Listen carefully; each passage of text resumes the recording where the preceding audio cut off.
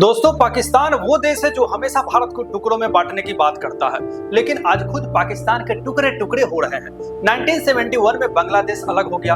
हाल ही में बलूचिस्तान ने भी अपने आप को एक अलग राष्ट्र होने की घोषणा की और अब सिंधियों ने सिंधु देश बनाने को लेकर पाकिस्तान में बगावत कर रहे हैं। लेकिन ये बगावत इतना तेज हो गया है मानो अब सिंधु देश बन ही जाएगा। सिंधी लोग अपनी भाषा, संस्कृति और हक बचाने के लिए लड़ रहे हैं। वे चाहते हैं कि दुनिया उनकी बात सुने और एक स्वतंत्र राष्ट्र बनाने में उसे मदद करे। दोस्तों, ये सब तब हो रहा है जब कश्मीर को हथियाने के लिए हसीन सपने देख रहा है तब। लेकिन सवाल ये है, जो देश खुद को नहीं संभाल पा रहा है वो दूसरों को क्या तोड़ेगा। दोस्तों, कहते हैं ना, जो दूसरों के लिए गड्ढा खोदता है वो पहले खुद गिरता है। ये कहावत पाकिस्तान पर एकदम फिट बैठती है। 1947 में जब पाकिस्तान का जन्म हुआ तो इसका सपना था एक ऐसा देश बनाना जो मुस्लिम एकता का प्रतीक हो, लेकिन वो सपना जल्द ही चकनाचूर हो गया। 1971 में क्या हुआ? पूर्वी पाकिस्तान यानी आज का बांग्लादेश अलग हो गया। क्यों? क्योंकि पश्चिमी पाकिस्तान ने पूर्वी पाकिस्तान के लोगों को दोमन दर्जे का नागरिकता समझा। उस समय अत्याचार किया, उनकी भाषा, उनकी संस्कृति, उनके अधिकार सब कुछ दबाया गया। लेकिन अंत में नतीजा क्या हुआ? एक खूनी जंग, लाखों लोगों की मौत और पाकिस्तान का बंटवारा। लेकिन क्या पाकिस्तान ने इससे सबक लिया? बिल्कुल नहीं लिया। आज बलूचिस्तान में वही कहानी दोहराई जा रही है जो कभी पूर्वी पाकिस्तान यानी आज का बांग्लादेश के साथ हुआ करता था।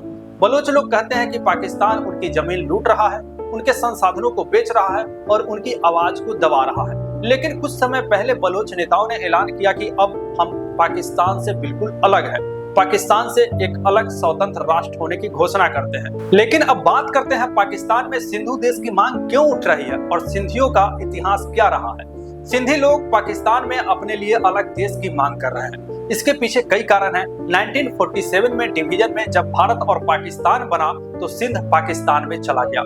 उस समय सिंध हिंदू बहुल इलाका था और बहुत बड़े संख्या में सिंधी हिंदू भारत आ गए और भारत से गए लोग जो मुजाहिद थे वो सिंध में बस गए, सिंधी लोगों पर अत्याचार करने लगे और उन्होंने सिंधियों से नौकरी और जमीन छीन लिया, जिससे सिंधी लोग कमजोर हो गए और सिंधियों के ऊपर भाषा और संस्कृति पर खतरा मंडराने लगा, जिससे सिंधी भाषा और परंपराओं को नुकसान हुआ। सिंधी लोग अपनी भाषा बचाना चाहते थे, लेकिन पाकिस्तान सरकार ने उर्दू को बढ़ावा दिया और उससे राष्ट्रीय भाषा घोषित कर दिया। सिंध में गैस और खेती की जमीन पर पंजाब सरकार का कब्जा था और सिंध को विकास के लिए पैसा भी नहीं मिलता था। इसी तरह से सिंध के संसाधनों की लूट होती रही और सिंध लोगों को शोषण होता रहा। 1950 में पाकिस्तान सरकार सिंध के दूसरे प्रांतों के साथ मिला दिया, जिससे सिंध अपनी सत्ता खो बैठे और सिंध के लोगों में डर का माहौल पैदा हो गया और सरकारी दबाव भी कम नहीं था। सिंध लोग कहते हैं कि जब सिंधी अपने हक के लिए आवाज उठाते हैं तो उसे सरकार उसकी आवाज दबा देती है और कई लोगों को गायब कर दिया जाता है या फिर जेल में उसे डाल दिया जाता है और तरह तरह की यातनाएं दी जाती है। सिंधी लोग अब रैलियां कर रहे हैं। वे दुनिया से, खासकर भारत से मदद मांग रहे हैं कि भारत हमें अलग राष्ट्र बनाने में मदद करे। दोस्तों, अब आइए जानते हैं सिंधियों का इतिहास क्या रहा है। सिंधी लोग का इतिहास बहुत पुराना और खास रहा है। सिंध में मोहनजोदारो जैसी सभ्यता थी। लोग खेती और व्यापार करते थे। बाद में सिंध में छोटे छोटे राज बने। सिकंदर और अशोक जैसे राजाओं ने यहाँ शासन किया और बौद्ध धर्म का यहाँ पर फैलाव भी हुआ। मुगल काल में सिंध बड़ा प्रांत था और बाद में तालपुर राजाओं ने सिंध को चलाया। ब्रिटिश ने अपने राज में सिंध पर कब्जा किया, कुछ अच्छा किया, लेकिन सिंध का शोषण भी कम नहीं किया।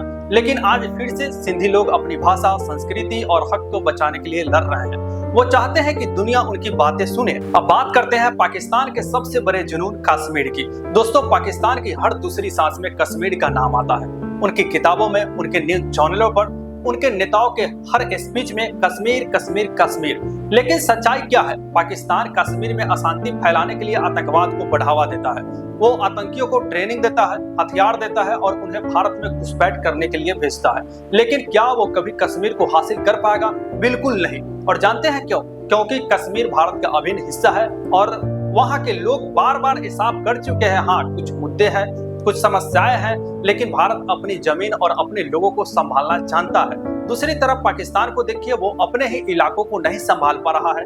बलूचिस्तान जल रहा है, सिंध में बगावत है, खैबर पख्तूनख्वा में तालिबान का डर है, फिर भी इनका ध्यान कश्मीर पर अटका है। पाकिस्तान एक ऐसा ग्लोबल बेशर्म देश है जो अपनी हार पर भी जश्न मनाता है। दोस्तों, अब बात करते हैं पाकिस्तान की अंदरूनी हालत की। पाकिस्तान की अर्थव्यवस्था ताश के पत्तों की तरह ढह रही है। महंगाई आसमान छू रही है। रोटी, चावल, दाल सब कुछ आम आदमी की पहुंच से बाहर हो रहा है। बिजली वो तो दिन में 10 से 12 घंटे गायब रहती है। वो हर साल आईएमएफ के सामने भीख मांगने जाती है। राजनीति की बात करें तो वहाँ हर साल कोई ना कोई ड्रामा चलता रहता है। कभी इमरान खान जेल में तो कभी नवाज शरीफ बाहर। सेना हर बार आकर सरकार को उखाड़ देती है और ऊपर से आतंकवाद, तालिबान, आईएसआई और न जाने कितने ग्रुप्स ने पाकिस्तान को अपना अड्डा बना लिया है। तो सवाल ये है, जो देश अपनी अर्थव्यवस्था, अपनी सरकार, अपने लोगों को नहीं संभाल पा रहा है, वो भारत को तोड़ने की बात कैसे करता है? ये तो वही बात है, खुद का घर आग में जल रहा हो और पड़ोसी के घर में आग लगाने की प्लानिंग चल रहा है। अब बात करते हैं पाकिस्तान की प्रोपेगेंडा मशीन की।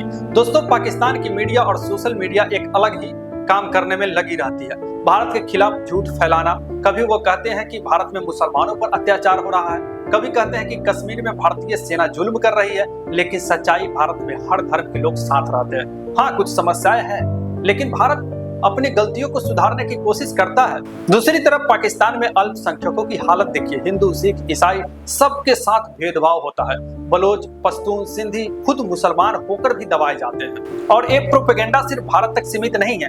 पाकिस्तान अपनी जनता को बेवकूफ बनाता है। वो कहते हैं हम बहुत मजबूत है, हम भारत को हरा देंगे, लेकिन हकीकत उनकी सेना बलूचिस्तान में अपनी ही जनता से लड़ रही है। तो भाई, पहले अपनी जनता को तो जीत लो, फिर भारत की बात करना। दोस्तों, अब एक सबक की बात करते हैं। भारत और पाकिस्तान 1947 में एक साथ आजाद हुए थे, लेकिन आज भारत कहाँ है और पाकिस्तान कहाँ है? भारत ने अपनी अर्थव्यवस्था को मजबूत किया, अपने डेमोक्रेसी को बचाया और दुनिया में अपनी जगह बनाई।